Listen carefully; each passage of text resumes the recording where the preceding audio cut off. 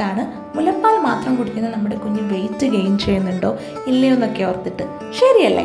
നിങ്ങൾക്കറിയാലോ, മുലപ്പാലിന് 2 പാർട്ടാണുള്ളത്.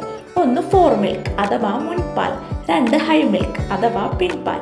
നമ്മുടെ കുഞ്ഞ് ഫസ്റ്റ് ഓഫ് ഓൾ ഫീഡ് ചെയ്ത് തുടങ്ങുമ്പോൾ ആദ്യം വരുന്നത് വളരെ കൊഴുപ്പ് കുറഞ്ഞ വാട്ടറി ആയിട്ടുള്ള ലാക്ടോസ് കണ്ടന്റ് കൂടുതലായിട്ടുള്ള പാലാണ്.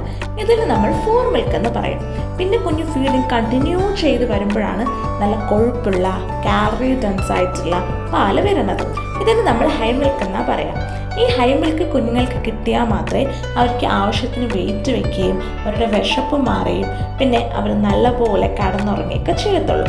അപ്പം നമ്മളിൽ പല അമ്മമാർക്കും പറ്റുന്നൊരു മിസ്റ്റേക്ക് എന്താണെന്ന് വെച്ചിട്ടുണ്ടെങ്കിൽ, നമ്മൾ ആദ്യം ഒരു സൈഡിൽ നിന്ന് ഫീഡ് ചെയ്ത് സ്റ്റാർട്ട് ചെയ്യും. എന്നിട്ട് പെട്ടെന്ന് തന്നെ നമ്മൾ സ്വിച്ച് ചെയ്ത് നെക്സ്റ്റ് ബ്രസ്റ്റിലേക്ക് പോകും. അപ്പോൾ അങ്ങനെ ചെയ്യുമ്പം കുഞ്ഞിന് ആവശ്യത്തിന് കൊഴുപ്പുള്ള പാല് കിട്ടത്തില്ല. ഇതുമൂലം കുഞ്ഞിന് വെയിറ്റ് ഗെയിൻ ചെയ്യാനുള്ള സാധ്യത കുറയുകയും ചെയ്യും. അപ്പോൾ നിങ്ങൾ എന്താ ചെയ്യേണ്ടതെന്ന് വെച്ചിട്ടുണ്ടെങ്കിൽ, ആദ്യം നമ്മൾ പാല് കൊടുക്കുമ്പം ഒരു ബ്രസ്റ്റ് കംപ്ലീറ്റ് ഫീഡ് ചെയ്തതിന് ശേഷം മാത്രം സ്വിച്ച് ചെയ്ത് നെക്സ്റ്റ് ബ്രസ്റ്റിലേക്ക് പോവാം.